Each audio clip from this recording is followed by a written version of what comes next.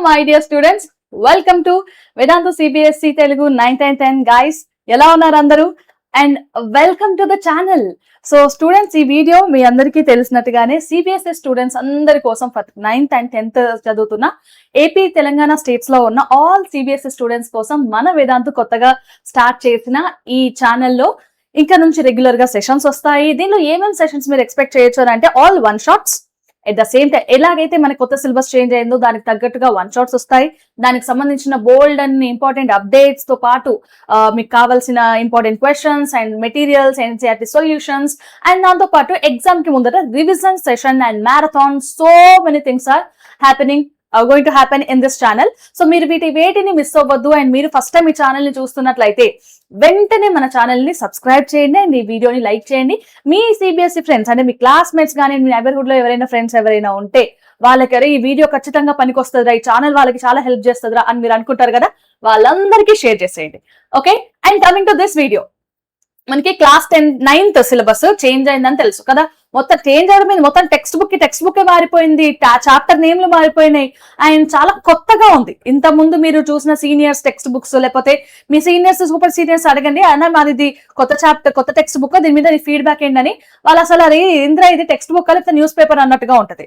And మీకు especially problem లేదు, ఎందుకనంటే మీరు ఏం లాస్ట్ ఇయర్ చదువుకుని ఇయర్ చదవట్లేదు కదా, కాబట్టి మీరు టెన్షన్ పడద్దు.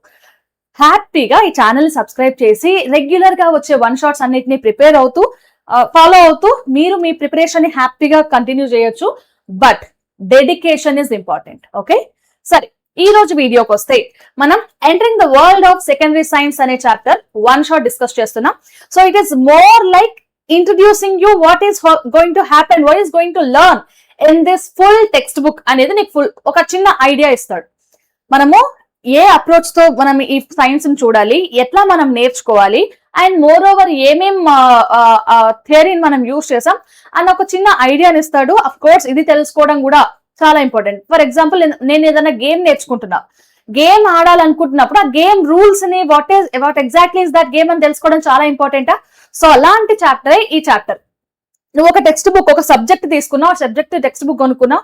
సో ఆ టెక్స్ట్ బుక్ లో ఏమి ఉంది అని తెలుసుకోవడం కూడా చాలా ఇంపార్టెంట్ కదా. సో ఇప్పుడు మనము ఈ వీడియోలో అసలు వాట్ ఈస్ దిస్ సైన్స్, నువ్వు ఎలాంటి మైండ్ సెట్ తో మన సైన్స్ ని చదవాలి అనేది చూద్దాం. ఓకే, సో ఫస్ట్ ఎక్కడి నుంచి స్టార్ట్ చేస్తాను నేను అనంటే, ఇక్కడ సింపుల్ నానా సైన్స్ అనేది ఏంటంటే, ఇప్పుడు మీకు అందరికీ కూడా న్యూటన్ తాత తెలుసు కదా. సో న్యూటన్ తాత what he has done, so అతను వన్స్ అపాన్ ఏ టైం ఒక యాపిల్ చెట్టు కింద పడ్డప్పుడు చెట్టు మీద నుంచి ఒక పండు వచ్చి తన నెత్తి మీద పడింది. సో దాట్ మనకి అంత పెద్ద టెక్స్ట్ బుక్ తయారైంది. ఇదే కదా మీకు తెలిసిన విషయం. సరే, ఇక్కడ ఏం జరిగిందో ఎగ్జాక్ట్ గా నేను చెప్తాను. ఎప్పుడైతే మన న్యూటన్ తాత తల మీద ఒక యాపిల్ ఎలా పడగానే ఇమ్మీడియట్ గా అరే ఆకలిగా ఉంది, అరే మంచిగా యాపిల్ వచ్చింది అని తీసుకొని తినేలేదు ఫాస్ట్ గా. అతని మైండ్ లో ఒక క్వశ్చన్ అరైజ్ అయింది. ఏమని, ఈ యాపిల్ కింది నుంచి పై నుంచి కిందికి ఎందుకు పడింది, ఇక్కడే ఎందుకు పడింది, ఎవరైనా విసిరేశారా, ఎవరైనా లాగారా, దీన్ని ఎవరైనా తెంపారా. సో ఇలాంటి మల్టిపుల్ క్వశ్చన్స్ అతను అడుక్కున్నాడు. తన మైండ్ లో క్వశ్చన్స్ రైజ్ అయ్యాయి. సో రైజ్ అయిన తర్వాత అతను టెస్ట్ చేయడం స్టార్ట్ చేశాడు. దట్ ఫర్ ఎగ్జాంపుల్, ఇక్కడ యాపిల్ కింద పడింది కదా, ఇంకొక యాపిల్ కూడా కింద పడుతుందా, లేకపోతే ఒక రాయిని వేసాను అది కింద పడుతుందా, ఒక పెన్నుని పైనుంచి వదిలేస్తే పెన్ను కింద పడుతుందా, ఇలా రకరకాల ఆబ్జెక్ట్ మీద ఆయన టెస్ట్ చేశాడు. దాన్ని బట్టి ఏంటి, ఇంప్రూవైజ్ అయ్యాడు. రకరకాల ఆబ్జెక్ట్స్ మీద అతను టెస్ట్ చేసి అబ్జర్వేషన్స్ చేసిన తర్వాత ఇంప్రూవ్ అయ్యాడు. సో ఇలా సైన్స్ అనేది మనకి ఇంత పెద్ద టెక్స్ట్ బుక్ లాగా ఒక బ్రాంచ్ అయింది, మల్టిపుల్ బ్రాంచెస్ ఉన్నాయి మనకి సైన్స్ లో. మీరు మెల్లిగా నేర్చుకుంటున్నప్పుడు తెలుస్తుంది. సో ఇంత పెద్ద సబ్జెక్ట్ ఎలా ఫామ్ అయింది అని అంటే, just because asking and the testing and ఆ టెస్ట్ చేసి నువ్వు తెలుసుకున్న విషయాల్ని ఇంప్రూవైజ్ చేయడం ద్వారా మాత్రమే మనకి ఇంత గొప్ప సైంటిస్టులు, ఇంత గొప్ప ఇన్నోవేషన్స్ వచ్చాయి. ఈ రోజు మనం అందరం ఏఐ వాడుతున్నాం, ఈ రోజు మనం అందరం ఒక ఆటో పైలట్ లో ఉన్న కార్ నడుపుతున్నాం అంటే దానికి రీజన్ ఇదే. ఎట్లా ఎవాల్వ్ అయింది, వాళ్ళు క్వశ్చన్స్ రేస్ చేశారు, ఆ క్వశ్చన్ నుంచి మెల్లిమెల్లిగా దాని గురించి ఆలోచించి టెస్ట్ చేయడం మొదలు పెట్టారు, దెన్ ఇంప్రూవ్ అయింది. ఆ ఐడియాని ఇంకా కొంచెం ఇంప్రూవ్ చేశారు. సో సైన్స్ ఎక్కడి నుంచి స్టార్ట్ అవుతుందంటే క్యూరియాసిటీ. అరే అసలు ఇది ఎట్లా కిందికి పడింది, దీన్ని ఎవరైనా వేశారా, ఇది కిందికి ఎందుకు పడింది, పైకి ఎందుకు పోవద్దు, ఇట్లాంటి క్యూరియాసిటీ అంటే ఎట్లా అంటే, ఇప్పుడు రేపొద్దున మనకి ఇష్టమైన హీరో సినిమా రిలీజ్ అవుతుంది. సో ఆ సినిమాలో ఏమేమి ఉన్నాయి, ఎట్లా పాటలు ఉన్నాయి, అండ్ అలాగే ఏమేమి డాన్స్ స్టెప్ వేశారు, ఫైట్ సీన్లు ఎక్కడెక్కడ ఉన్నాయి, అండ్ హీరోయిన్ కి ఏమైనా స్పెషల్ స్కోప్ ఉందా, లేకపోతే ఎవరైనా స్పెషల్ ఎంట్రీ ఇస్తున్నారా, ఇలా ఒక సినిమా రిలీజ్ అవుతుందనంటే మనలో బోల్డ్ అనే థాట్స్ వస్తాయి. అంతెందుకు నాన్న మీకు వర్షన్ లో చెప్పాలంటే గేమ్స్. సో ఒక గేమ్ ఆడాలనుకుంటున్నప్పుడు మీరు చాలా క్యూరియస్ గా ఉంటారు కదా, సేమ్ అదే క్యూరియాసిటీ ఇక్కడ డైరెక్షన్ చేంజ్ అయిందంటే ప్రతి మనిషికి క్యూరియాసిటీ ఉంటది. సో ఆ క్యూరియాసిటీ మీకు ఇప్పుడు ప్రెసెంట్ సినిమాల పైన, మూవీస్ పైన, లేకపోతే ఏమైనా గేమ్స్ స్పోర్ట్స్ పైన ఉంటే ఇక్కడ సైన్స్ పైన ఉంది, ఒక ఫినామినా పైన ఉంది, ఒక థియరీ పైన ఉంది. సో దాని వల్ల సో మెనీ థింగ్స్ ఎవాల్వ్ అయినాయి.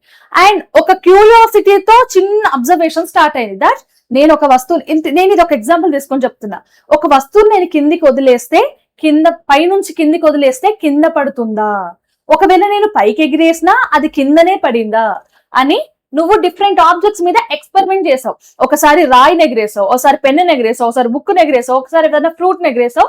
ఇలా రకరకాల ఆబ్జెక్ట్స్ మీద నువ్వు ఎక్స్పెరిమెంట్ చేసావు. దాని తర్వాత ఏమైంది, వాటన్నిటిని కలిపి నువ్వు ఒక కన్క్లూజన్కి వచ్చినావు. ఓకే, నువ్వు ఏదైనా వస్తువుని పైనుంచి కిందికి వదిలేసినా, పైనుంచి వదిలేస్తే అది కిందికే పడుతుంది, టువర్డ్స్ ఎర్త్ అనమాట. లేదు నువ్వు కింద నుంచి పైకి ఎగిరేసినా కూడా అది పైకి వెళ్ళి మళ్ళీ కిందికే పడుతుంది అని ఇలా నీకు ఒక కన్క్లూజన్ వచ్చింది. ఎక్కడి నుంచి వచ్చింది కన్క్లూజన్? ఒక చిన్న క్వశ్చన్ నుంచి, ఒక చిన్న క్యూరియాసిటీ నుంచి ఇదంతా వచ్చింది. అండ్ ఐడియాస్ ఒక్కొక్కసారి వర్కౌట్ అవ్వచ్చు, అవ్వకపోవచ్చు. ప్రతిసారి కన్క్లూజన్, మనకి వచ్చిన కన్క్లూజన్ ప్రతిసారి రైట్ అయి ఉండదు కదా. అలా రైట్ అయ్యేది ఉంటే మీకు ఇది మోషన్ చాప్టర్ లో అరిస్టాటిల్ థియరీ, అరిస్టాటిల్ ఫాలసీ అని ఒకటి నేర్చుకుంటారు. సో అరిస్టాటిల్ ఒక పెద్ద సైంటిస్ట్. అతను ఏం చెప్పాడు, ఒక ఆబ్జెక్ట్ న్యాచురల్ గా ఉండేది రెస్ట్ లో ఉంటది, మనం ఏదైనా ఫోర్స్ అప్లై చేసినప్పుడు మాత్రమే అది ముందుకు పోతుంది అని. ఈ స్టేట్మెంట్ విన్నప్పుడు మీరు చాలా మంది అవును కరెక్టే కదా, ఇందులో తప్పేముంది అని అనుకుంటారు. కానీ కండిషన్స్ అప్లై. సో ఎట్లాంటి కండిషన్స్ లో పోతుంది అనేది చెప్పడంలో ఆయన ఫెయిల్ అయ్యాడు. కాబట్టి ఆయన కూడా ఇదంతా చేశారు. ఆయన చాలా క్యూరియస్ గా ఉండే, చాలా విషయాల్లో ఎక్స్పెరిమెంట్స్ చేశాడు, చాలా అబ్జర్వ్ చేశాడు. అండ్ అలా ఆయనకు వచ్చిన కన్క్లూజన్ లాస్ట్ కి ఏమైంది, ఇది తప్పు అని తేల్చబడింది. బట్ ఆ ప్రొసీజర్ అయితే సేమ్ కదా. సో అది కన్క్లూజన్ రాంగ్ అయింది, లేకపోతే కన్క్లూజన్ లో చిన్న చిన్న పొరపాట్లు ఉన్నాయి, వాటిని ఐదర్ మనం చేంజ్ చేసుకోవచ్చు, లేదు అసలు నువ్వు చేసిన థింగే తప్పు, మొత్తం ప్రొసీజర్ నీకు వచ్చిన కన్క్లూజనే తప్పు అని అన్నారు అనుకో. ఇప్పుడు కన్క్లూజన్ లో ఏమొచ్చింది, ఒక ఎలిఫెంట్ క్యాన్ ఫ్లై అని వచ్చింది. అది రియాలిటీలో పాసిబుల్ అవుతుందా? కాదు కదా. సో అట్లాంటప్పుడు కంప్లీట్ గా మనం రిజెక్ట్ చేస్తాం. లేదు ఏదైనా చిన్న చిన్న మార్పులు ఉన్నాయి అనుకో, ఇప్పుడు అరిస్టాటిల్ పాలసీ లాగా ఏదైనా ఒక ఆబ్జెక్ట్ ని న్యాచురల్ స్టేట్ రెస్ట్ అని అంటే ఏ కండిషన్ అని అక్కడ మెన్షన్ చేసి చిన్న చిన్న ఎగ్జాంపుల్స్ ఇచ్చి ఉంటే అది కరెక్ట్ అయిపోయేది. ఆయన ఇచ్చిన స్టేట్మెంట్ తో చిన్న వర్డ్ రాంగ్ అవడం వల్ల అది ఫెయిల్ అయిపోయింది. ఇది మనము మోషన్ చాప్టర్ లో డిస్క్రైబింగ్ ద మోషన్ అని ఉంటది కదా, దాంట్లో నేర్చుకుంటాం. ఓకే, సో మన కన్క్లూజన్స్ ప్రతిసారి రైట్ అవ్వాలని లేదు, అవి రాంగ్ అవ్వచ్చు, అప్పుడప్పుడు చిన్న చిన్న అడ్జస్ట్మెంట్స్ కూడా జరగవచ్చు. అండ్ ఈ చాప్టర్ లో మనం ఏం నేర్చుకుంటామంటే అసలు సైన్స్ ఎలా వర్క్ అవుతుంది అని అంటే అసలు ఎట్లా ఇక్కడ దాకా మనం ఎలా వచ్చినాం. ఇవాళ కాదు కదా స్టార్ట్ అయింది, సైన్స్ ఎప్పుడో పుట్టింది. అండ్ అప్పటి నుంచి ఏమేం జరుగుతూ వచ్చినాయి. అసలు సైంటిస్టులు అనేవాళ్ళు ఇది కనిపెట్టాడు, అది కనిపెట్టాడు అని అంటే న్యూటన్ న్యూ లాస్ ఇచ్చారు, గెలీలియో ఇది కనిపెట్టారు, ఐన్స్టీన్ ఇంత చేశాడు, అండ్ బల్బును కనిపెట్టారు థామస్ ఆల్వా ఎడిసన్, ఇలా మనం చెప్తున్నాం. బట్ ఈ సైంటిస్ట్ అందరి మైండ్ సెట్ ఏంటి, వాళ్ళు ఏం ఆలోచించి దాన్ని ఒక వస్తువుని కనిపెట్టారు, ఒక కొత్త థియరీని మనకి ఇచ్చారు అనేది వాళ్ళ మైండ్ సెట్, ఏం థింక్ చేస్తారు అనేది ఉంటది. అండ్ అలాగే ఇక్కడ మీరు మోడల్స్, మెజర్మెంట్స్ అండ్ ఈక్వేషన్ అసలు ఎందుకున్నాయి ఇవి, సైన్స్ లో ఎందుకున్నాయి ఇవి అనేది నేర్చుకుంటారు. And why do we study science? First of all అసలు మనం సైన్స్ ఎందుకు చదవాలి, అండ్ ఈ science just facts or something more, ఇది కేవలం జరిగిన విషయాలని ఉన్న నిజాలని మాత్రమే చెప్తుందా, లేకపోతే అంతకు మించి ఉందా సైన్స్ లో? ఇదంతా ఈ చాప్టర్ 2 వరకు నీకు ఒక క్లారిటీ వస్తుంది. ఓకే, ఫస్ట్ సో నాన్న మోడల్ అని ఎందుకు మనం రెగ్యులర్ గా ఫిజిక్స్ లో యూజ్ చేస్తాం, ఎందుకు మోడల్? మీరు కెమిస్ట్రీలో ఇంకా ఈ మోడల్, పీరియాడిక్ టేబుల్స్, అప్పుడు ప్రిన్సిపల్ క్వాంటమ్ నెంబర్స్, ఇక్కడ మోడల్స్ అని మనం వాడతాం. సో ఎందుకు మోడల్స్ అని అన్నామంటే, నేను ఇప్పుడు ఎర్త్ గురించి మాట్లాడుతున్నా, నీకు ఎర్త్ అంటే ఏంటో తెలియదు, నేను ఇప్పుడు చెప్పాలి నాన్న మనం అందరం ఎర్త్ మీదనే ఉన్నాము, ఎర్త్ అనేది ఇంత పెద్దగా ఉంటది, దానిపైన ఇవి భూభాగాలు అండ్ ఇలాగా ఓషన్స్ ఉంటాయి అని నేను నీకు ఎక్స్ప్లెయిన్ చేస్తున్నా. నేను నీకు థియరీ ఎక్స్ప్లెయిన్ చేసేంత వరకు అదే నీకు అర్థమవుతుందా? లేదు. నువ్వు ఒకవేళ ఇమాజిన్ చేసుకుందామన్నా కూడా అసలు నీకు తెలియదు కదా, అదొక కొత్త విషయం, నువ్వు దాన్ని ఎట్లా ఇమాజిన్ చేసుకుంటావు? లేదు. సో కాబట్టి నీకు నీకు ఒక విజన్ ని అంటే ఒక ఇమాజినేషన్ ని క్రియేట్ చేయడానికి నేను నీకు ఒక ఫేక్ ఆబ్జెక్ట్ ని ఇచ్చిన. ఫేక్ ఆబ్జెక్ట్ ఏంటి, ఎట్లా ఉంటుంది అంటే మన ఎర్త్ కి సంబంధించి సిమిలర్ గా ఉండే ఒక ఆబ్జెక్ట్ ఇచ్చిన. ఫర్ ఎగ్జాంపుల్ ఎర్త్ ఇట్లా ఉంటదా? ఉండదు. ఎర్త్ మనకి ఇది ఎట్లా ఉందన్నా, నేను ఒక స్పియర్, ఒక బాల్ మీద అన్ని అబౌట్ ఇవోటి లైన్స్ డ్రా చేసి అండ్ ప్లేసెస్ అన్ని మెన్షన్ చేసి ఇచ్చిన కదా. నిజానికి ఎర్త్ ఇట్లుంటదా? ఉండదు. మనకి ఎట్లాంటి షేప్ లో ఉంటది ఎర్త్? ఇలాంటి షేప్ లో ఉంటది, ఇలాంటి షేప్ లో ఉంటది. యా, ఇట్లాంటి షేప్ లో ఉంటది. ఇదేంటి? ఇది స్పియర్ కాదు, ఇది రౌండ్ అంతకన్నా కాదు, ఇది కొంచెం ఎలిప్సాయిడ్ షేప్ లో ఉంటది. కానీ మనం ఇచ్చిన మోడల్ ఎట్లా ఉంది? కంప్లీట్ స్పియర్ లాగా ఉంటది. సో నేను ఎగ్జాక్ట్ గా ఎట్లా ఉందో అట్లాగే చెప్పాలని ప్రయత్నం చేయట్లేదు. నీకు ఒక తెలియని విషయాన్ని అర్థం చేయించడం కోసం సిమిలారిటీస్ ఉన్న ఒక చిన్న ఫేక్ ఆబ్జెక్ట్ ని ఇస్తున్నా. సో దట్ దాన్ని బట్టి నువ్వు అర్థం చేసుకో, అంతే. నేను ఒక మోడల్ ని ఇస్తున్నాను, ఇది మోడల్ అంటాం. ఎర్త్ కి ఇది మోడల్, ఓకే. అండ్ అలాగే గుండె మనకి లోపల ఆక్సిజన్ బ్లడ్ ని పంప్ చేస్తుంది. సో దీనిలో ఇన్ని రూమ్స్ ఉంటాయి అండ్ ఇవి పార్ట్స్ అని నేను చెప్పాను, థియరీ చెప్పాను అనుకో. అర్థమవుతుందా నీకు? అవదు.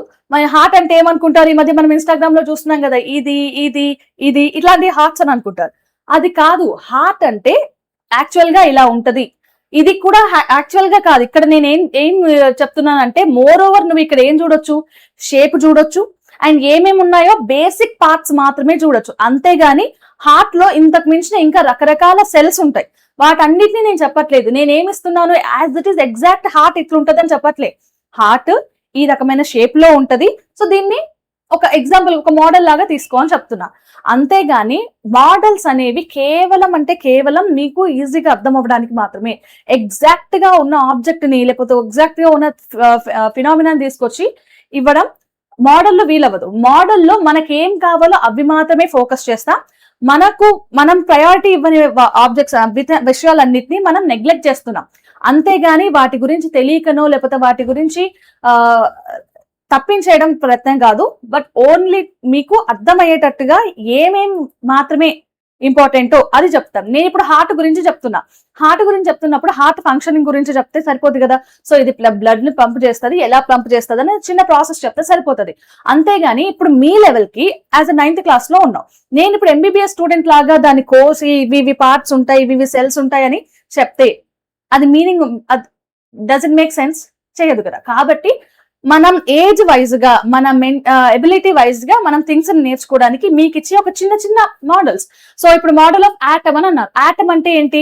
ఒక చిన్న స్పెరికల్ షేప్ లో ఉన్న ఆటమ్. సో ఇట్లాంటి మోడల్లో ఉంటది అని చెప్తున్నాను. నేను ఆటమ్ ని రిప్రజెంట్ చేసింది ఏంటి? ఒక చిన్న బాల్ తో, స్పెరికల్ షేప్ లో ఉన్న బాల్ తో. గ్లోబ్ ని కూడా ఇచ్చాను. గ్లోబ్ ని కూడా ఎట్లా ఇచ్చాను నాన్న? ఒక కొంచెం పెద్ద బాల్ అండ్ దానిపైన మనం థింగ్స్ ని నేను డ్రా చేసి ఇచ్చాను. సో ఇవి models. Model is a simplified version of reality. అంతేగాని ఎగ్జాక్ట్ గా రియాలిటీలో ఉన్నదే ఇవ్వాలి అనేది కాదు. ఓకే. అండ్ ఒక చిన్న ఎగ్జాంపుల్, మోడల్ ఎట్లా వర్క్ అవుతుంది అని. ఎవ్రీ టైం ఇది మనకి మోడల్ అనేది ఆబ్జెక్ట్స్ కి మాత్రమే పనికొస్తుందని కాదు, ఈవెన్ మన థింకింగ్ కి కూడా పనికొస్తుంది. ఇప్పుడు ఫర్ ఎగ్జాంపుల్ క్రికెట్ గేమ్ మీ అందరికీ తెలుసు కదా, క్రికెట్ గేమ్. చలో, సో ఇప్పుడు నేను ఒక క్వశ్చన్ అడిగిన, బ్యాట్స్మెన్ ఒక బాల్ ని కొట్టేశాడు. ఓకే. సో ఆ బాల్ ఎంత స్పీడ్ తో పోతుంది అని నేను అడిగాను నాన్న. నేను అడిగింది కేవలం అది ఎంత లేకపోతే ఎంత దూరంలో పడి ఉంది. ఈ బ్యాట్స్మెన్ కొట్టిన ఈ బాల్ ఇక్కడ నుంచి ఎంత దూరంలో పడి ఉంటది అనే క్వశ్చన్ అడిగితే ఇమ్మీడియట్ గా నువ్వేం ఇమాజిన్ చేసుకుంటావు? సో ఆ బాల్, లేకపోతే నన్ను అడిగే క్వశ్చన్స్ నువ్వు డిస్టెన్స్ అడిగావు కదా, సరే అది ఎంత స్పీడ్ తో పోతుంది, ఏ డైరెక్షన్ లో పోతుంది అండ్ ఏ యాంగిల్ తో కొట్టాడు బ్యాట్స్మెన్, ఇలాంటి విషయాలు అడిగావనుకో. సో డైరెక్షన్ కి డిస్టెన్స్ కి సంబంధం ఉన్నవి అఫ్ కోర్స్ ఇవి మ్యాటర్ చేస్తాయి. కానీ అదంతా వదిలేసి ఏ స్టేడియంలో జరుగుతుంది క్రికెట్ మ్యాచ్ అండ్ బ్యాట్స్మెన్ ఎవరు బాల్ చేశారు అండ్ బాల్ కలర్ ఏంటి, పిచ్ లో ఎంత గ్రాస్ ఉంది, ఎంతమంది ఆడియన్స్ ఉన్నారు, ఇలాంటి ఏ టైంలో జరుగుతుంది, ఇట్లాంటి అనవసరమైన విషయాలు అడిగావనుకో సో మీనింగ్ లెస్ కదా. మనం అడిగింది ఏంటి, దేని మీద ఫోకస్, మనకి ఏది కావాలి దానికి సంబంధం ఉన్న విషయాలను మాత్రమే మనం ఫోకస్ చేస్తాం అండ్ వాటిని మాత్రమే మనం కన్సిడరేషన్ లోకి తీసుకుంటాం. రిమైనింగ్ అన్నిటిని మనం ఇగ్నోర్ చేస్తున్నాం అంటే దాని అర్థం వాటికి ఇంపార్టెన్స్ లేదు, లేకపోతే అవి అక్కడ లేవు అని కాదు. మనకి ప్రస్తుతానికి ఆ విషయాలు అనవసరం అంతే. కాబట్టి ఇది ఒక్కటి పాయింట్ నోట్ చేసుకోండి. మనకి ఏది మ్యాటర్స్, దాని స్పీడ్ ఎంత, అది ఏ డైరెక్షన్ లో పోతుంది మాత్రమే అవసరం. దాని కలర్ ఏంటి, టైం ఏంటి, ఎవరు కొట్టారు, ఇలాంటివన్నీ అనవసరం కదా.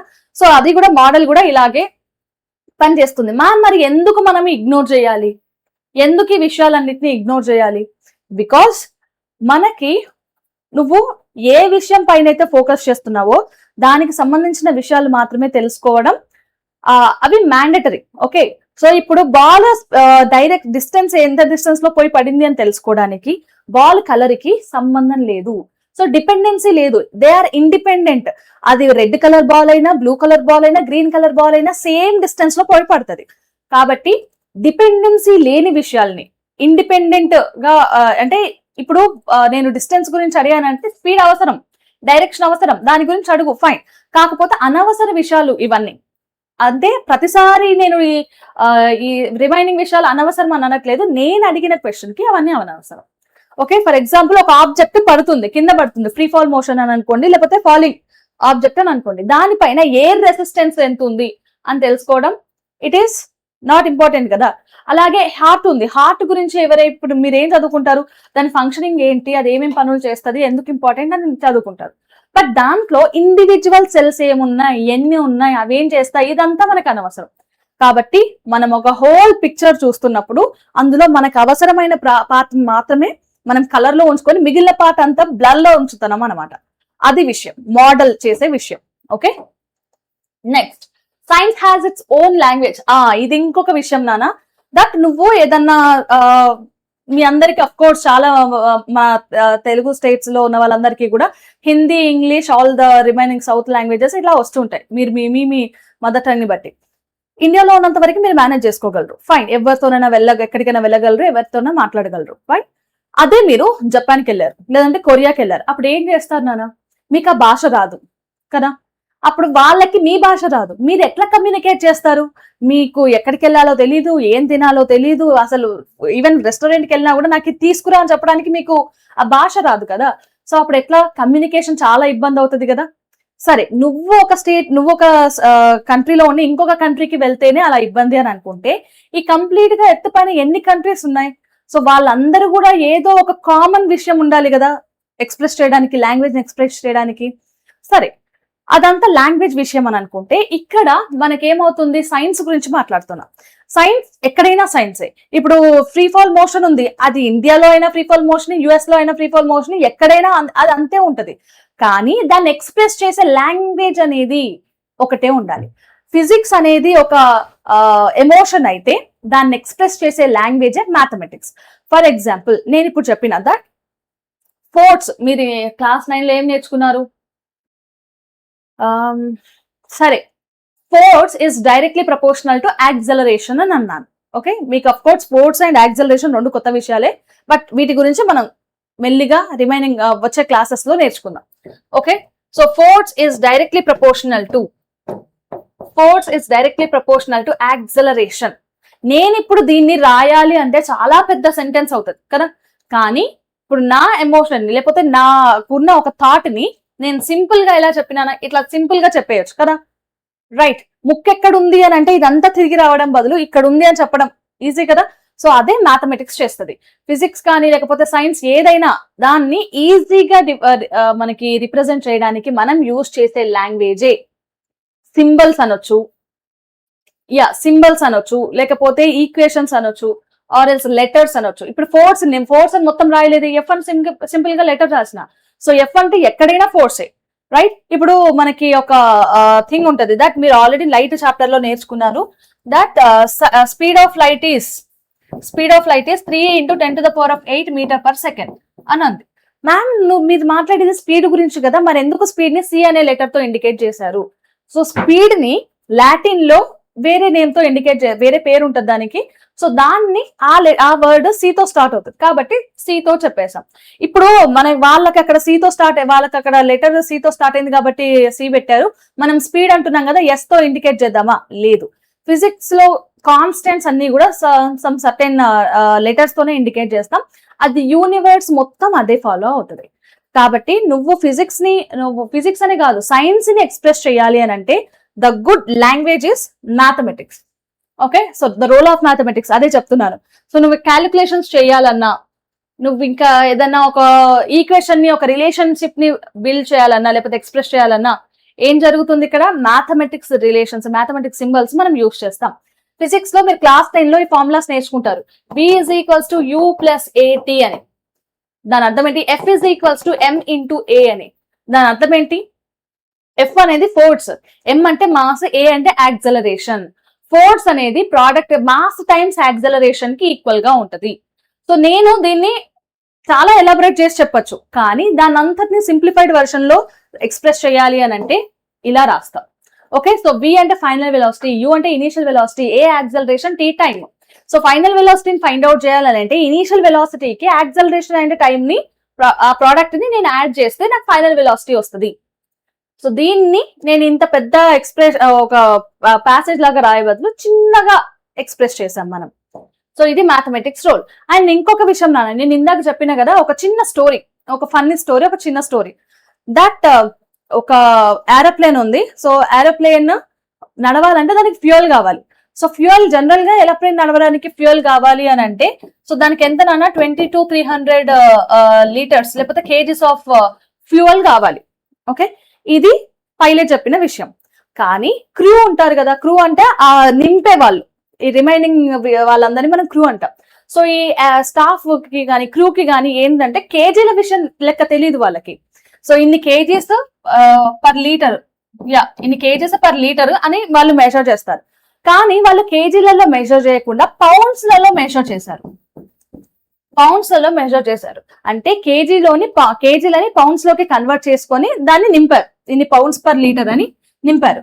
సో ఈ నంబర్ ఏదైతే ఉందో, కన్వర్ట్ చేసినప్పుడు ఈ నంబర్ ఏదైతే ఉందో అది మిస్టేక్ అయ్యి వాళ్ళు నింపాల్సిన దానికన్నా తక్కువ నింపేశారు. సో దాని వల్ల ఏరోప్లేన్ గాల్లో ఉండగానే దాంట్లో ఫ్యూయల్ అయిపోయింది. సో ఎంత అంటే దగ్గర వాళ్ళు వెళ్లాల్సిన డిస్టెన్స్ కి 15,000 kgs per litre, 15,000 kgs fuel తక్కువ అయిపోయి వాళ్ళు ల్యాండ్ అవ్వాల్సిన డెస్టినేషన్ కన్నా మధ్యలోనే ఎమర్జెన్సీ ల్యాండింగ్ చేశారు. సో దానివల్ల టైం వేస్ట్, లోపల ఉన్న ప్యాసింజర్స్ అందరికీ కూడా ఇదొక రిస్క్. అండ్ అలాగే అఫ్ కోర్స్ వాళ్ళకి ఎఫర్ట్స్, టైం అన్ని రకాలుగా వేస్ట్ ఇది. అండ్ మోర్ ఓవర్ వీళ్ళు ఇక్కడ నుంచి తీసుకుపోయి వీళ్ళు ఎమర్జెన్సీ ల్యాండింగ్ కోసం యూజ్ చేసిన ఫ్యూయల్, ఆ ఖర్చు అంతా కూడా మనీ వేస్ట్. సో ఇంత వేస్ట్ ఎందుకు జరిగింది? కేవలం మన క్యాలిక్యులేషన్స్ లో మిస్టేక్ జరగదు. అది కూడా క్యాలిక్యులేషన్ ఎందుకు చేయాల్సి వచ్చింది? ఫస్ట్ ఆఫ్ ఆల్ ఇక్కడ కేజెస్ పౌండ్స్ జరిగింది కాబట్టి నువ్వేదన్నా ఒక విషయాన్ని, ఒక నంబర్ ని చెప్పేటప్పుడు యూనివర్స్ మొత్తము ఒకటే యూనిట్స్ వాడితే చాలా ఈజీగా ఉంటది కదా. సో దానికోసమే మనకి సిస్టమ్ ఆఫ్ యూనిట్స్ అని కొన్ని ఇచ్చారు.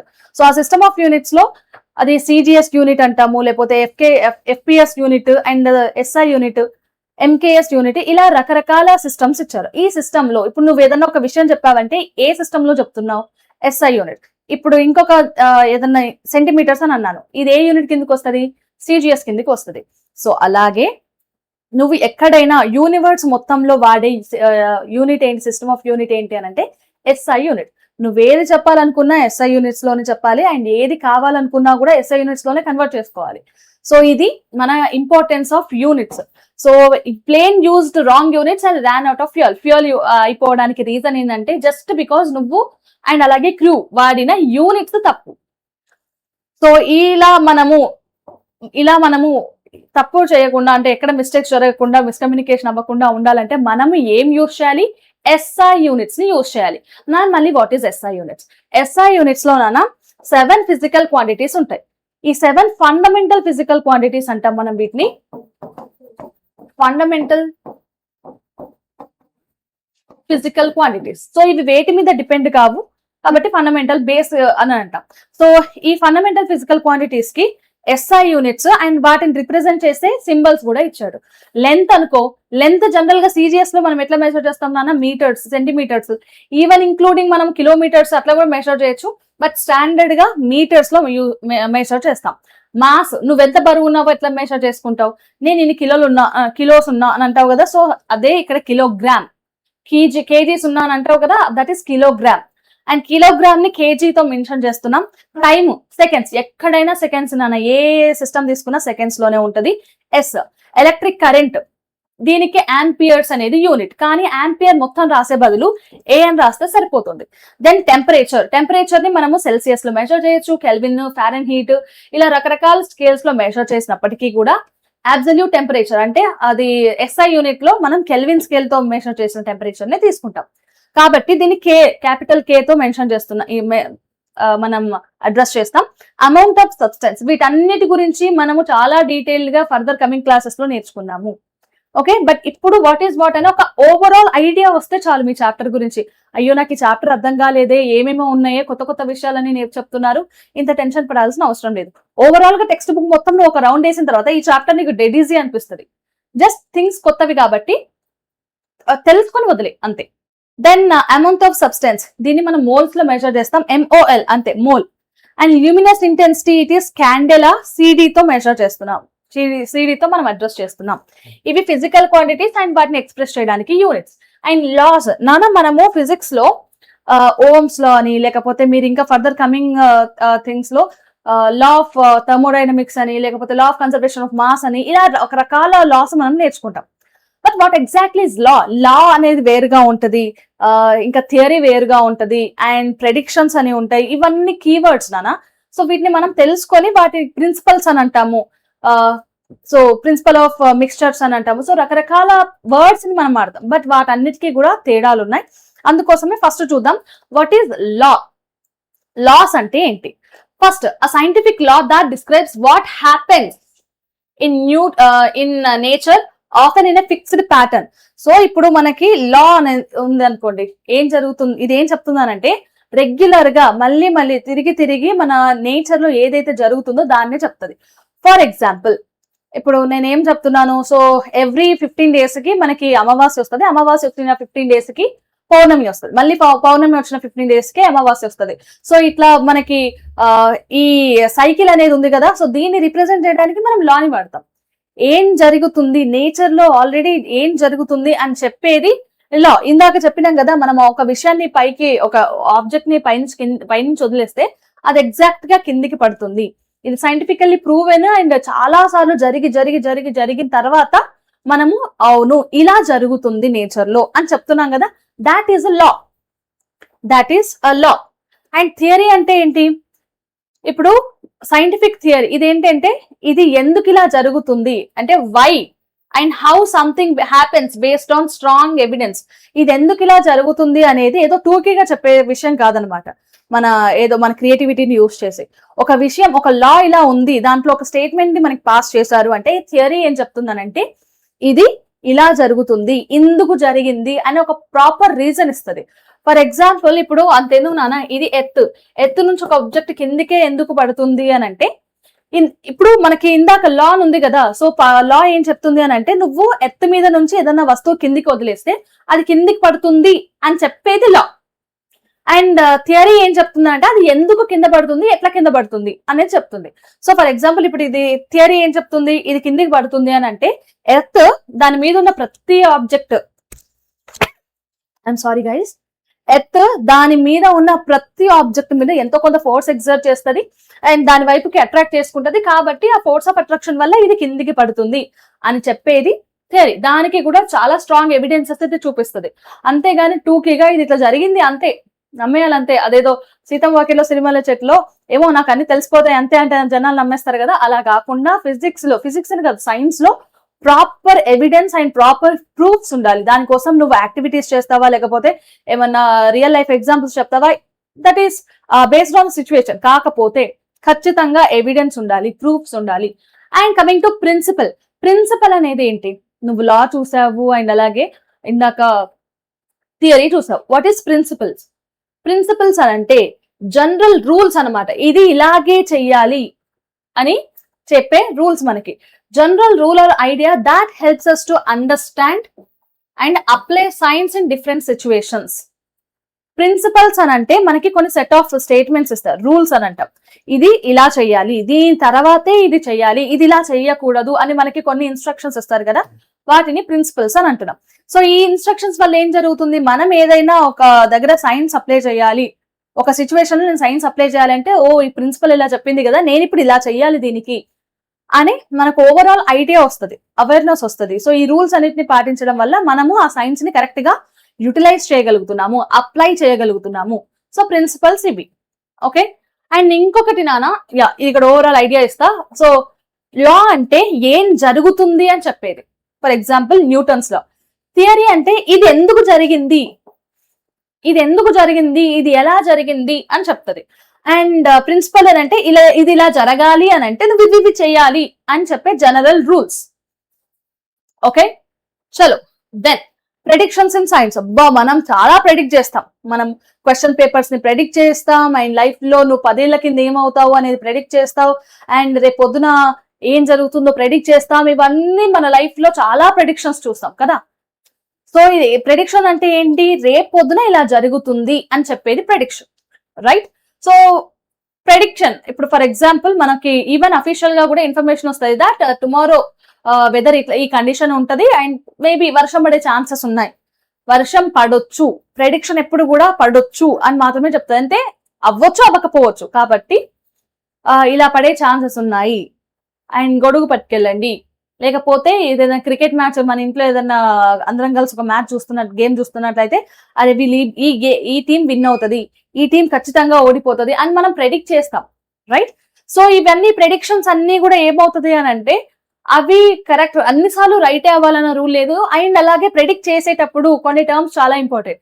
నువ్వు ఎట్లా టూకీగా నాకు ఇష్టం వచ్చింది కాబట్టి నేను ఏదో ప్రెడిక్ట్ చేసేసి ఏదో చెప్పేస్తున్నా అదా, లేకపోతే నేను బేస్డ్ ఆన్ ప్రాపర్ డాటా సైంటిఫికల్ గా నేను ప్రెడిక్ట్ చేస్తున్నాను, ఇది ఇలా జరుగుతుంది అని చెప్పడం ఇంకొక లెక్క. సో ప్రెడిక్షన్స్ కూడా చాలా చాలా ఇంపార్టెంట్. ఇప్పుడు వెదర్ గురించి చెప్తున్నాం and motion of the objects గురించి చెప్తున్నాం. ఇవి predictions based on science, based on science. ఇప్పుడు వెదర్ కండిషన్ చూసుకుందాం. అంతెందుకు నాన్న, ఇప్పుడు ఒక చిన్న ఎగ్జాంపుల్. మన ఫ్రెండ్ వచ్చాడు, డైరెక్ట్ గా మన ఫ్రెండ్ వచ్చి అరే రేపు ఎగ్జామ్ రేపు సరే పేపర్ టఫ్ వస్తుందట అని అన్నాడు. అటా కాదు, రేపు పేపర్ టఫ్ వస్తుంది అని చెప్పాడు. అరే నువ్వు ఎట్లా చెప్తున్నావు పేపర్ టఫ్ వస్తుంది అని? నేను ఈజీగా నమ్మేలేను కదా, నమ్మి నేను భయపడి నేను అంతా హడావుడి అవ్వలేను కదా. నువ్వు అప్పుడు అడగాల్సిన ప్రశ్న ఏంటి, నువ్వు ఫ్రెండ్ని అరే నువ్వు ఎట్లా చెప్తున్నావు ఈ విషయం, నువ్వు పేపర్ టఫ్ వస్తుంది అని అంటే నీకు ఎవరైనా చెప్పారా? దట్ అఫీషియల్స్ మన టీచర్స్ లేకపోతే ఎవరైనా ప్రిన్సిపల్ వచ్చి నీకు ఏదైనా ఇన్ఫర్మేషన్ ఇచ్చారా? లేదు అని అంటే నువ్వు ఏదైనా ప్యాటర్న్ అబ్జర్వ్ చేసావా? Last 4 years last 5 years papers చూసి నువ్వు ఏదైనా అబ్జర్వ్ చేసావా? లేదంటే నువ్వు ఆల్రెడీ ఎక్కడైనా ఇన్ఫర్మేషన్ తీసుకున్నావు? ఇలాంటి విషయాలు కదా అడగాలి. పేపర్ టఫ్ వస్తుందట అనగానే అవునా భయపడి నువ్వు ఇంటికి వెళ్ళి ఏడ్చుకుంటూ కూర్చుంటే మీనింగ్ లెస్ కదా. సో ఇక్కడ కూడా ఫర్ ఎగ్జాంపుల్ నీ ఫ్రెండ్ వర్షం పడుతుంది రేపు ఖచ్చితంగా చూసుకో అని అంది. ఓకే, అప్పుడు నువ్వేం అడుగుతావు? ఒకవేళ ఇప్పుడు నేను చెప్పినా కదా లాస్ థియరీస్ ఇవన్నీ మోడల్స్ ఇవన్నీ నీకు చెప్తూ వస్తున్నా. ఇప్పుడు నువ్వు ప్రాపర్ గా ప్రాక్టికల్ గా ఆలోచించు. రేపొద్దున నీ ఫ్రెండ్ వచ్చి రేపొద్దున వర్షం పడుతుంది అని అంటే నువ్వు ఏం అడుగుతావు? What would be your questions out of curiosity? ఏమడుగుతావు? అవునా అయితే నేను గొడుగు కొనుక్కొచ్చుకుంటా పదా అని పరిగెత్తావు కదా. ఏమడుగుతావు? సో నువ్వు ఎలా చెప్తున్నావు? బేస్డ్ ఇప్పుడు ప్రజెంట్ హ్యూమిడిటీ, నువ్వు వర్షంని పడుతుంది అని ముందర నువ్వేమైనా సైన్స్ చెక్ చేస్తావా? ఏం సైన్స్ చెక్ చేసి నువ్వు చెప్తున్నావు? హ్యూమిడిటీ లెవెల్ ఎంత ఉంది మన అట్మాస్ఫియర్ లో, లాస్ట్ టైం వర్షం పడ్డప్పుడు ఏ టెంపరేచర్ ఉంది అండ్ ఎప్పుడు ఏ సీజన్ లో పడింది, ఇలాంటి రకరకాల క్వశ్చన్స్ అన్ని అడిగి కన్ఫర్మ్ చేసుకుంటావు కదా అవును నీకు ప్రెడిక్షన్ కరెక్టే అని. సో అంతేగాని ఎటు పడితే అటు మనకి ఇష్టం వచ్చినట్టు ప్రెడిక్ట్ చేయలేము. ఓకే, అండ్ ఒకవేళ మన ప్రెడిక్షన్ అన్నిసార్లు రైట్ అవ్వాలని లేదు, రాంగ్ అవ్వాలని లేదు. కానీ ఏది నువ్వు టూకీగా చెప్పేవి, కానీ నువ్వు సైంటిఫికల్ గా ఒక విషయాన్ని ప్రెడిక్ట్ చేస్తున్నావు. ఇప్పుడు వెదర్ ఉంది, నువ్వు ఆల్రెడీ నీ దగ్గర చాలా డాటా ఉంది, దాన్ని బేస్ చేసుకొని రేపు పొద్దున వర్షం పడుతుందా పడదా అనేది ప్రెడిక్ట్ చేసినావు. పడిందా ఫైన్, ఎందుకంటే నువ్వు ఏదైతే ప్రాసెస్ చేసావో నీ దగ్గర ఉన్న డాటా అండ్ నీ అనాలిసిస్ అండ్ నీ ఎవ్రీథింగ్, నీ prediction everything is success. And దాని మీద మనం చాలా కాన్ఫిడెంట్ గా ఉండి తర్వాత కమింగ్ డేస్ లో కూడా మనం అదే వాడొచ్చు. లేదు నువ్వు చెప్పిన ప్రెడిక్షన్ వల్ల వర్షం పడలేదు, ఎందుకు పడలేదు? నేను ప్రాసెస్ లో ఏమైనా తప్ప, నా డాటా తప్ప, లేకపోతే నా ప్రాసెస్ తప్ప, నా అబ్జర్వేషన్స్ తప్ప, ఏం తప్పు అని వెనక్కి వెళ్ళి మళ్ళీ చెక్ చేసుకుంటావు. అంతేకాని పడింది కదా అని హ్యాపీగా ఫీల్ అయ్యి పడలేదు కదా అని లైట్ తీసుకోవడం ఇట్లాంటివన్నీ ఉండవు. ఎవ్రీ టైం మనకి చెక్ చేసుకుంటూనే ఉంటాం. ఎందుకు ఒకటి కరెక్ట్ అయితే ఎందుకు కరెక్ట్ అయింది, ఒకటి రాంగ్ అయినా ఎందుకు రాంగ్ అయింది. Everything starts with a question asking. Okay, so text book లో ఒకటి యాక్టివిటీ ఉంది, that importance of estimation. Estimate చేయడం కూడా, ఎస్టిమేట్ చేసి మనం ప్రెడిక్ట్ చేస్తున్నాం కదా, వర్షం పడుతుంది అనేది మనం ఎస్టిమేట్ చేస్తున్నాం. ఎందుకు? మనకు ఆల్రెడీ ఉన్న complete data, principles and everything base చేసుకొని మనం ఎస్టిమేట్ చేస్తున్నాం. దాట్ బికమ్ ఎ ప్రెడిక్షన్ కదా. ఇప్పుడు ఫర్ ఎగ్జాంపుల్ నేను అడిగారు, ఒక రోజులో నువ్వు ఎన్నిసార్లు బ్రీత్ చేస్తావు అని నిన్ను ఒకరు అడిగారు. అప్పుడు నువ్వేం చేస్తావు? రోజంతా కూర్చొని బ్రీత్ అన్నిటిని నువ్వు లెక్క పెట్టుకుంటూ కూర్చుంటావా? కాదు కదా. ఫస్ట్ నువ్వు చిన్న అబ్జర్వ్ చేస్తావు. చిన్న అబ్జర్వేషన్, చిన్న టెస్ట్ అనుకోవచ్చు. ఏంటది? నువ్వు ఒక నిమిషానికి ఎన్నిసార్లు బ్రీత్ చేస్తున్నావు అనేది లెక్క పెట్టుకుంటావు కదా. చలో, ఈ లెక్క పెట్టుకున్నది ఒక దగ్గర రాసుకో. నెక్స్ట్, నువ్వు రోజులో ఎన్ని నిమిషాలు బ్రీత్ చేస్తున్నావు చూడు. అఫ్ కోర్స్ మనం 24/7 బ్రీత్ చేస్తూనే ఉంటాం, కాన్షియస్లీ, సబ్ కాన్షియస్లీ. అది నువ్వు చూసుకున్నా చూసుకోకపోయినా మనం బ్రీత్ చేస్తూనే ఉంటాం. సో ఒక రోజులో ఎన్ని సెకండ్స్ ఎన్ని మినిట్స్ ఉన్నాయి చూడు. సో ఆ మినిట్స్ అండ్ అలాగే నువ్వు ఒక్కొక్క మినిట్ కి ఎన్నిసార్లు బ్రీత్ చేస్తున్నావు, ఎవ్రీథింగ్ క్యాలిక్యులేట్ చేస్తే, మల్టిప్లై చేస్తే ఏమవుతుంది? నువ్వు ఒక రోజులో తీసుకునే బ్రీతింగ్ వస్తుంది. ఓకే, సో ఇది ఎస్టిమేషన్. మనకి ఇది ప్రెడిక్షన్ కాదు నాన్న, ఎగ్జాక్ట్ వాల్యూ. నువ్వు నీ బ్రీత్ కౌంట్ అనేది 18 నుంచి 22 మధ్యలో, 22K మధ్యలోనే ఉంటది. అంతేగాని దానికన్నా ఎక్కువ అయిపోవడం ఇది అబ్నార్మల్ కేసెస్ లో మాత్రమే జరుగుతుంది. కానీ సో ఓవరాల్ గా ఒక హెల్దీగా ఉన్న అడల్ట్ కి ఇంత ఉంటది. ఓకే, ఇది ఎస్టిమేషన్. అండ్ చాలా సార్లు ఎస్టిమేషన్, ప్రెడిక్షన్స్ రాంగ్ అయినప్పటికీ మనము ఆ లాస్ ని చేంజ్ చేయడమో లేకపోతే ప్రాసెస్ ని చిన్న చిన్న అడ్జస్ట్మెంట్స్ చేయడమో చేస్తూ ఉంటాం. అండ్ ఫర్ ఎగ్జాంపుల్ ఇక్కడ మనకి సైన్స్ అనేది, నువ్వు తీసుకునే సైన్స్ ఓన్లీ ఫిజిక్స్ మాత్రమే కాదు, సైన్స్ లో చాలా వస్తాయి. Physics, chemistry, biology and maths. So మనము ఒక విషయాన్ని మనం గమనిస్తున్నాము అని అంటే దాంట్లో వీటన్నిటిని ఇంక్లూడ్ చేస్తాం.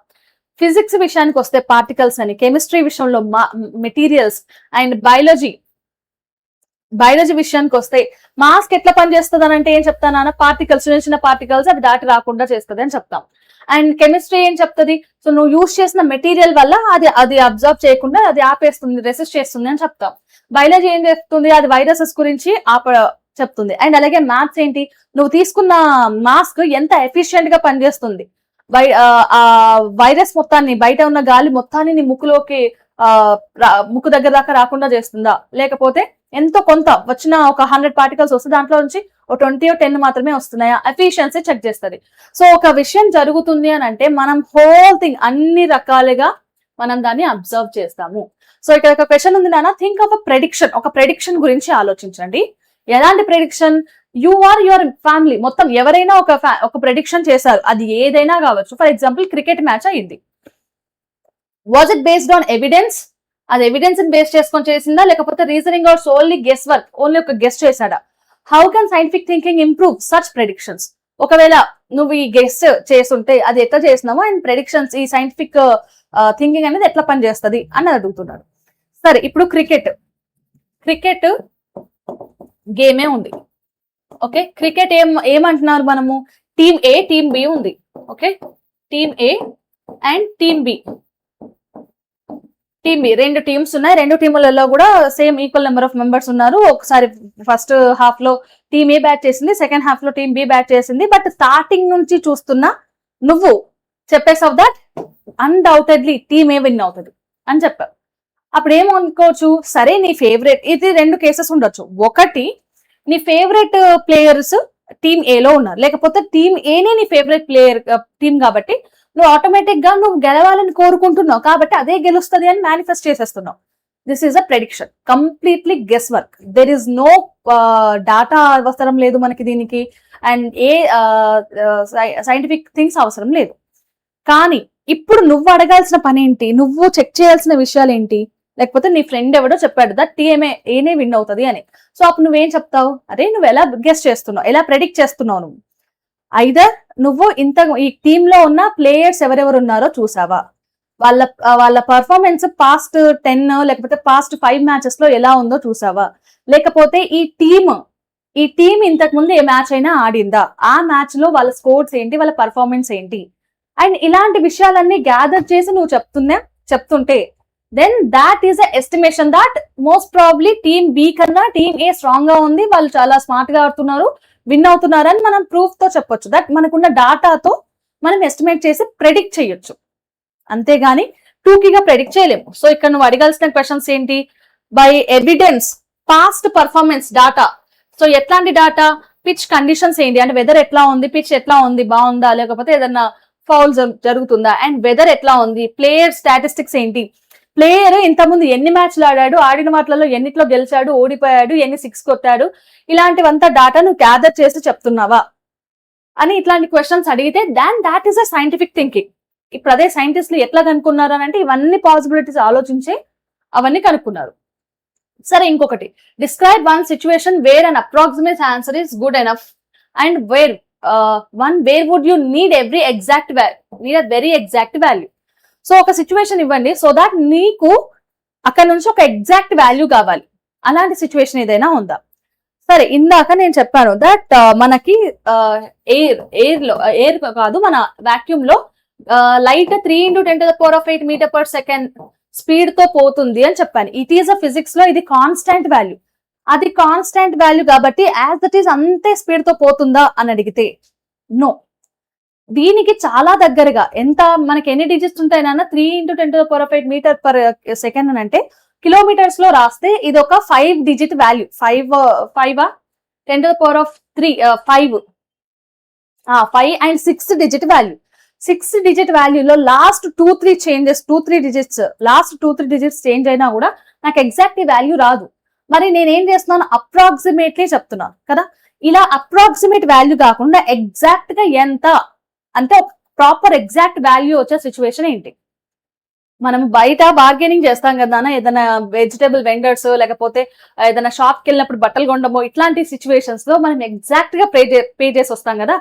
అది ఇప్పుడు నువ్వు ఒక డ్రెస్ కొన్నావు, ఓకే. సో వాళ్ళు ఏమని చెప్పారు? ఎంత అని అడిగావు, నువ్వు జస్ట్ ఏం మెన్షన్ చేయలేదు, ఎంత అని అడిగావు. వాళ్ళు ఏమన్నారు? 2 అని అన్నారు, ఓకే. సో అక్కడ 2 అంటే ఏంటి? అది 10s, 1000s లేకపోతే lakhs, ఏంటది? 100s ఏంటది తెలియాలి కదా. సో దాని ఎగ్జాక్ట్ వాల్యూ మనకి ఎక్కడ అవసరం పడుతుంది అని అంటే గ్రాసరీ కాస్ట్లలో అండ్ లేకపోతే మనం వీకెండ్ షాపింగ్ చేస్తుంటాం కదా అక్కడ. So example 2000 rupees for family needs allowing quick budgeting without intermissing any of the price. So okay, ఇది ఒక ఎగ్జాంపుల్ నాన్న. మీరు అలాగే ఏదైనా షాపింగ్ చేస్తున్నప్పుడు కానీ, ఏదైనా కొంటున్నప్పుడు కానీ, ఏదైనా పర్చేస్ చేస్తున్నప్పుడు కానీ మీకు అక్కడ ఒక ఎగ్జాక్ట్ వాల్యూ కావాలి, అంతేగాని అప్రాక్సిమేషన్ కాదు. Fine. So this is all about మన first chapter exploration. So exploration మన ఫస్ట్ చాప్టర్ అయిపోయింది, the very first milestone completed. And అలాగే ఒకవేళ నువ్వు ఈ ఛానల్ ని ఫస్ట్ టైం చూస్తున్నట్లయితే like, share and subscribe to this channel. అంతేకాకుండా మన ఛానల్ నుంచి ఇంకా 1 షాట్స్ రాబోతున్నాయి, ఇంకా చాలా. And for class 9th and అలాగే 10th కూడా రాబోతున్నాయి. ఎన్సీఆర్టీ ఎగ్జాంపులర్ కూడా మనం ఎగ్జాంపులర్ కి సంబంధించిన వీడియోస్ కూడా రాబోతున్నాయి. And bold and revision sessions and marathons, ఇవన్నిటిని నువ్వు మిస్ అవ్వద్దు అని అనుకుంటే just subscribe to our channel, okay. So guys, this is all about today's video. And ఈ వీడియోకి సంబంధించిన షార్ట్ నోట్స్ అనేది కింద డిస్క్రిప్షన్ లో ఉంటుంది, యూ కెన్ డౌన్లోడ్. అండ్ అలాగే stay tune to our channel. This is Gayatri Patel, your favourite master teacher.